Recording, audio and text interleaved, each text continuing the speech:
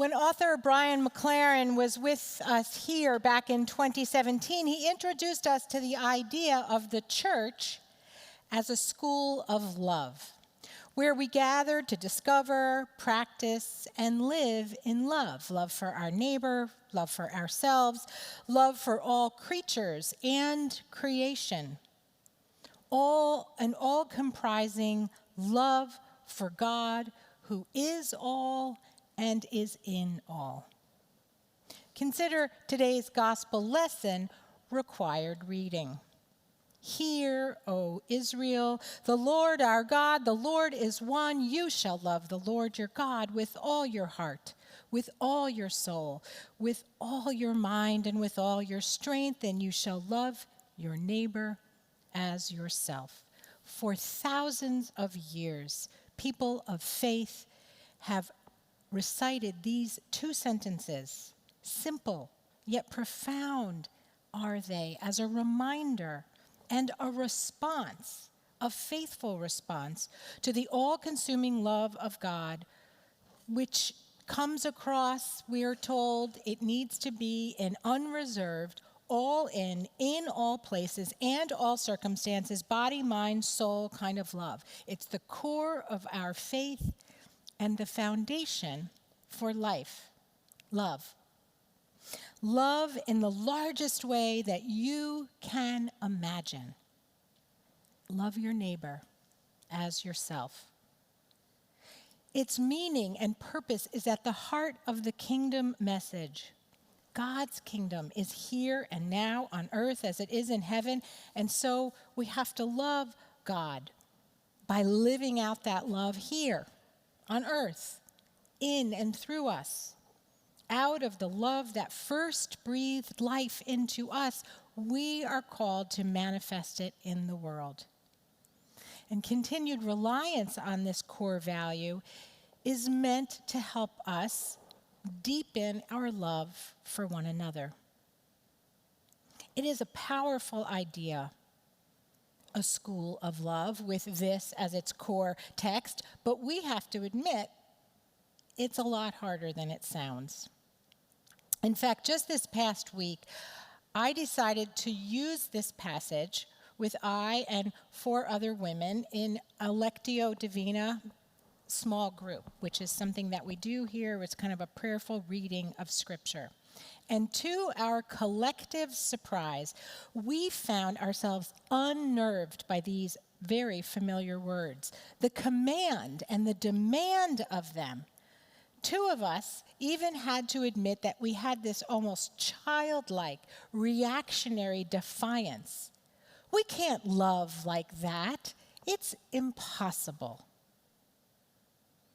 Why do you think the foundational core of life, to love with all your heart and soul and mind and strength, and to love your neighbor as yourself, seems downright impossible? We just have to look back on this past week alone. The heartbreaking, tragic, bring us to our knees news cycle with the horrific failures of love again and again. It seems like how hard this is not up for debate. But rather than be disgusted, discouraged, heartbroken, hopeless, which is easy and understandable for any one of us, today especially, we are called as people of faith to prayerfully consider how we struggle to love well, or the times when we have felt disconnected, unloved, or unloving. Our school of love asks us to do that as individuals within a community. And that is exactly the motivation for our Enneagram series. Think of it as another textbook for our School of Love curriculum. Because the Enneagram is a tool for spiritual transformation through self-discovery. It's not a personality typing system meant to label you. No offense to the Myers-Briggs, very helpful, but this is not that at all. Its real purpose is to help us get curious, to curiously wonder and look with grace and compassion at the very things that get in the way of us being able to love. So as situations arise in your life, we are invited to gently ask ourselves, why do I notice right now that I am feeling unworthy of love, or like I don't belong? Or what am I afraid of right now? Or what about this situation is causing just this blood-boiling anger to rise up within me? What in the name of love is trying to happen right now, right here, within me?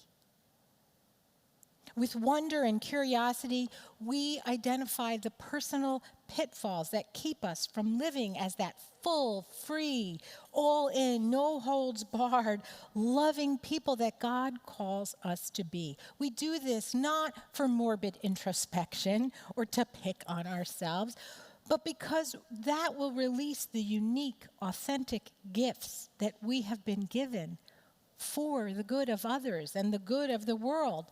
And this deeper self-understanding helps us to move away from our defense mechanisms and bring us in alignment with our true selves.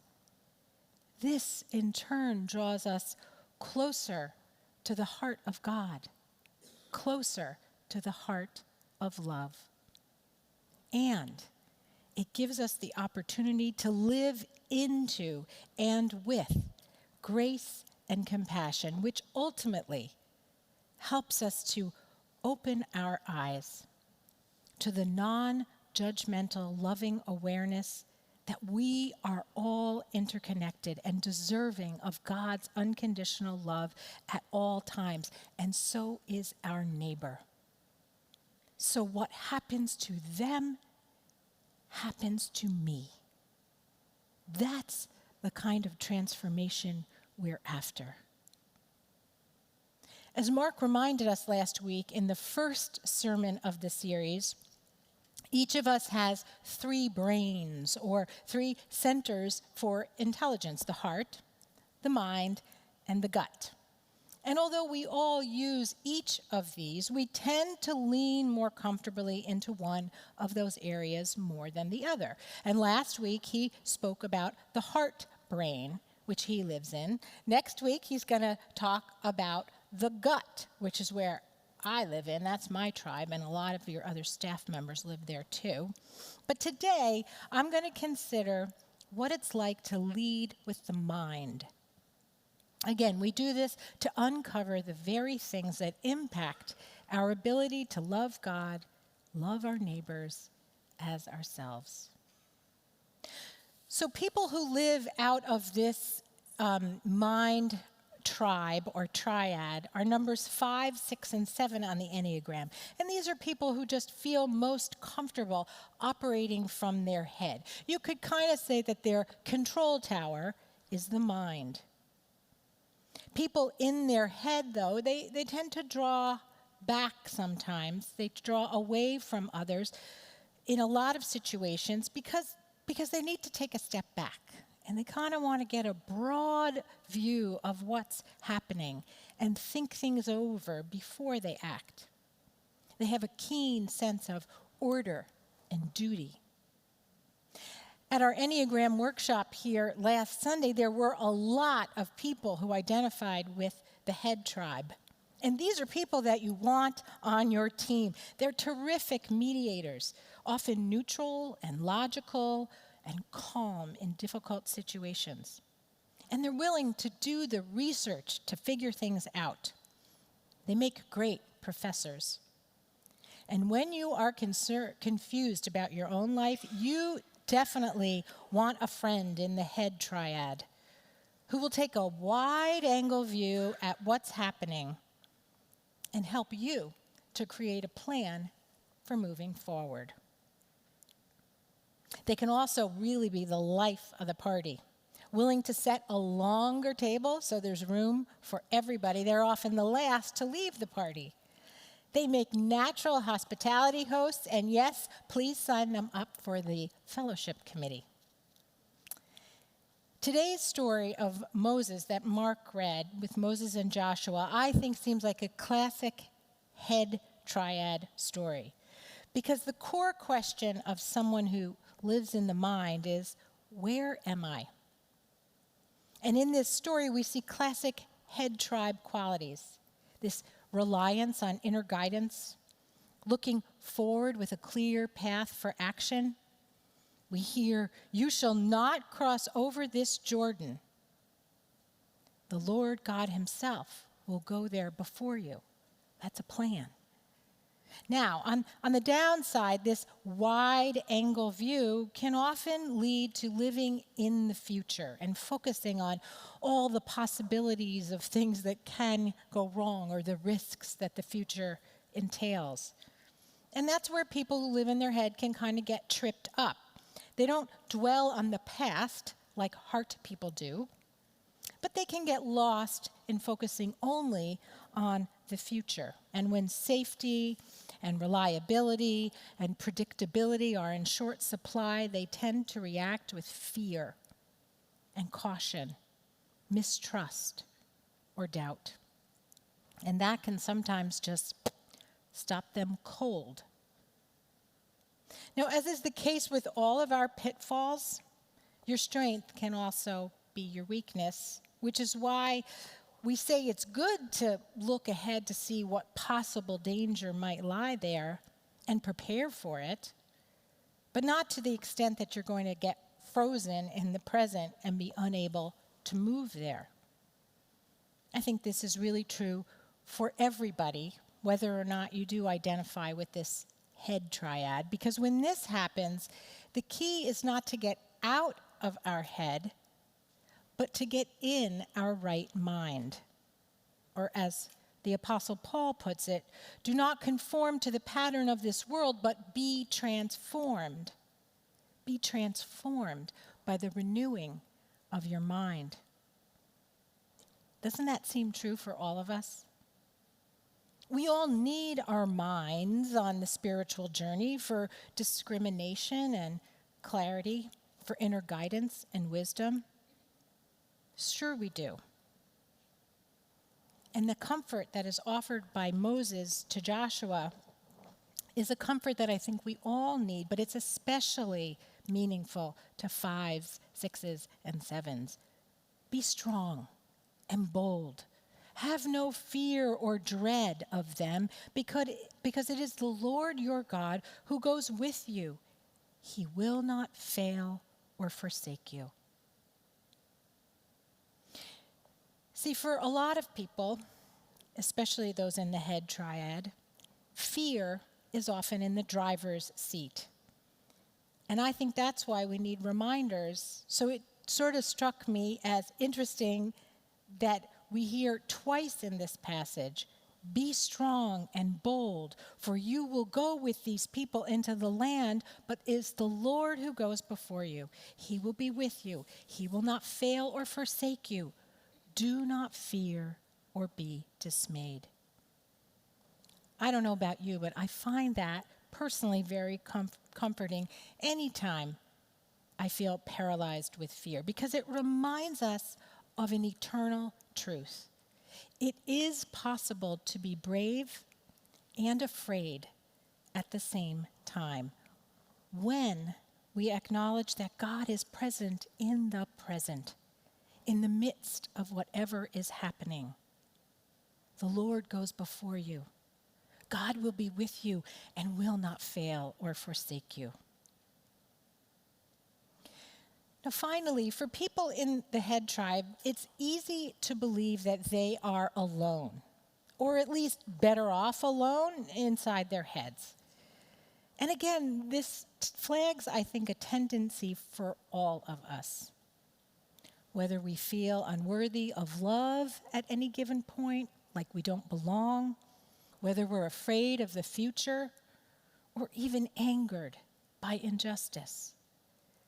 You see, fear and shame and anger thrive when we buy into the false belief that we actually are alone, because it's not true. We need each other, ourselves, our neighbors, and we need a larger love which holds and encompasses and undergirds our individual small and imperfect attempts to think our way out of a problem without love. Which brings me back to where I started and where I'd like to conclude. When I sat with my small group with this love commandment, reading it through several times and letting it work on us in the silence, we realized that our discomfort stemmed from the false belief that we needed to be strong and mentally astute and somehow physically capable of loving this way all on our own. Like it was up to just us and only us. But in the quiet of our hearts, the invitation came to trust. Trust that everything in our lives, the strong and the weak moments, the highs, the lows, every moment and every opportunity, every ability and inability, every capacity, everything offers a chance to love and honor the one who made you. And the invitation to love well always comes with the Spirit's promise. The Lord goes before you. God will be with you and will not fail you or forsake you. Class dismissed. Amen.